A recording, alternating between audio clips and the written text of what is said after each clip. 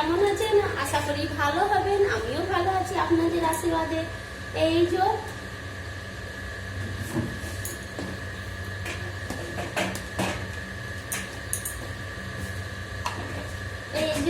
আজকে উচ্ছে বানাচ্ছি। এই গরম লাগছে না?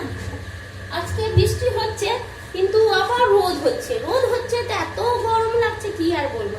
এই যে 5 ফোড়ন দিয়ে দিয়েছি আর শুকনো লঙ্কা দেবো, বেশ ভালো লাগে।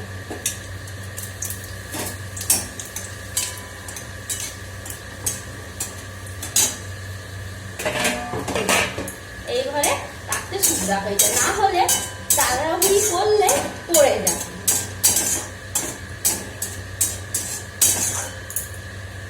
ঠিক আছে। আর এই যে জল ঝরিয়ে উচ্ছে আলু পেঁয়াজ সব দিয়ে আজকে বানাবো ভাজা, আর কিছু দেবো না। এই যে 5 ফোড়ন শুকনো লঙ্কা দিয়েছি, ব্যাস।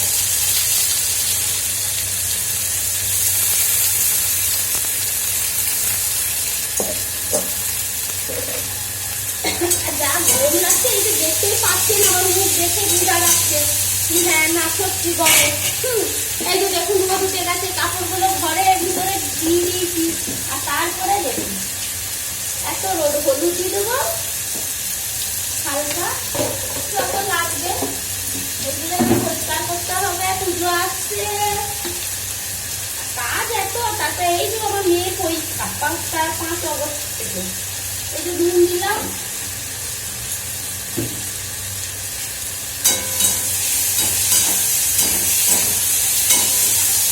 যা গরম লাগছে দেখতেই পাচ্ছেন, প্রচুর গরম।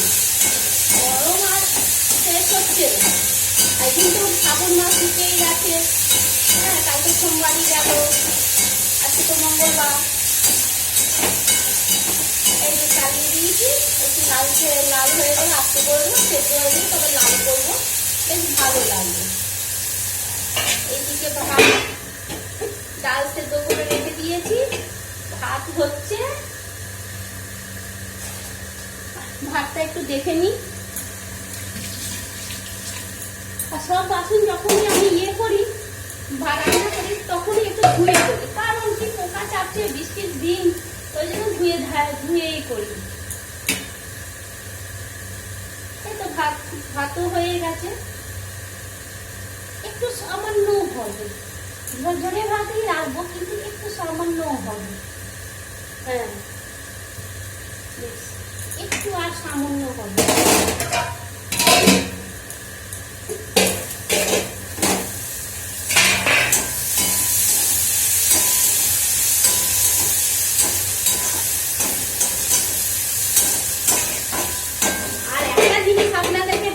দেখুন আমি কি ভুল করেছি। ভুল মানে গরম লাগছে না, তাড়াহুড়িতে মানে গড়বড় কিছু করে দিয়েছি।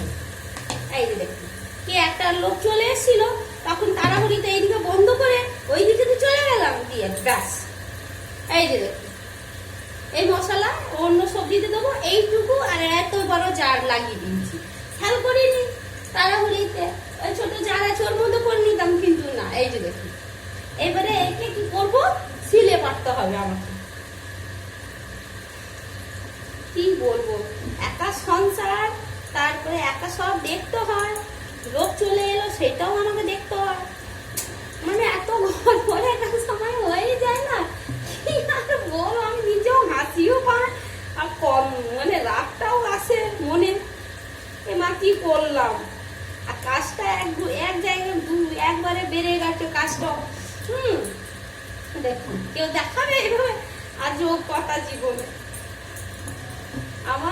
আমার সঙ্গে সত্যি কথা বলতে গেলে না, এই লোক এলে, হ্যাঁ কেউ মিস্ত্রি, আর বিশেষ করে এখন রান্নাঘরটা হচ্ছে, এই মিস্ত্রিরা এসে যায়, কেউ এসে যায়, বাস এই গড়বড় হয়ে যায়। ওদের উপর কথা শুনতে হয়। এবারে বাড়িতে আমিই থাকি, আমার তো হাজবেন্ড থাকে না, মেয়ে স্কুল চলে যায়, একে এবার বার করে সিলবাটাতে বেটে তারপর বানাবো।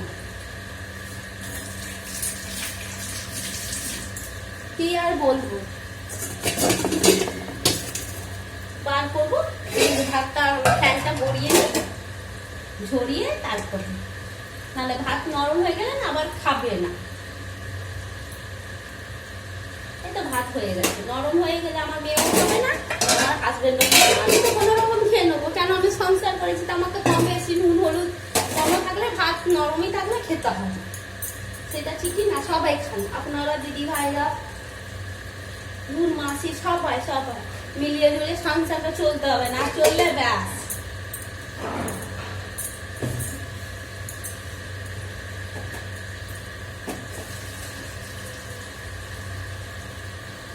এই যে ফ্যানটা গড়িয়ে নিচ্ছি।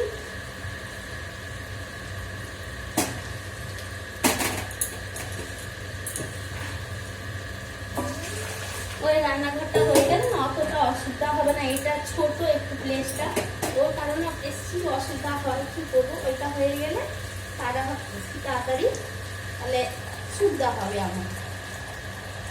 মিস্ত্রিরা নিচে মেজে করে দিয়েছে, সবই করে দিয়েছে, কিন্তু এখন কথা হচ্ছে রং, বৃষ্টি পড়ছে তো কেউ রং হবে, তারপর কিছু সেন্সেট করানো হচ্ছে, না করলে সেই অসুবিধা, জিনিসপত্র রাখবো কোথায়, ঠিক না? এই যে সংসারে কম বেশি কি করবো, কিছু করার নেই। এদিকে দেখুন উচ্চটাও হয়ে গেছে।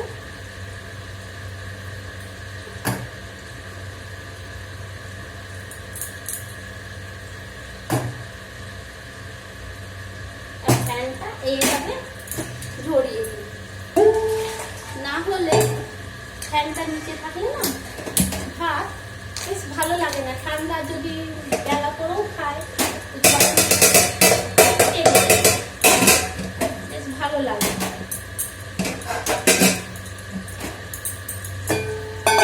এই যে উচ্চ হয়ে গেছে, একটু দেবো না, একটু মশলাটা এই কালকে কালকে হয়ে গেছে, বন্ধ করে দিলাম। দেখি সেদ্ধ হয়েছে নাকি উঠছে, এতক্ষণ হ্যাঁ সেদ্ধ হয়ে যাওয়া উচিত। ছোট ছোট একবারে উচ্চ ছিল, এইটুকু পোকা তো নেই বেরিয়েছে, আর কি বলবো, বেগুনে পোকা, উচ্ছে পোকা, দুনিয়ার পোকা। আলুটা একটু আর হবে।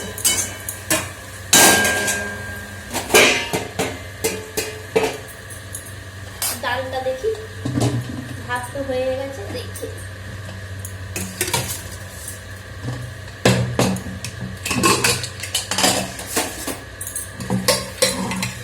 ডালটাও হয়ে গেছে।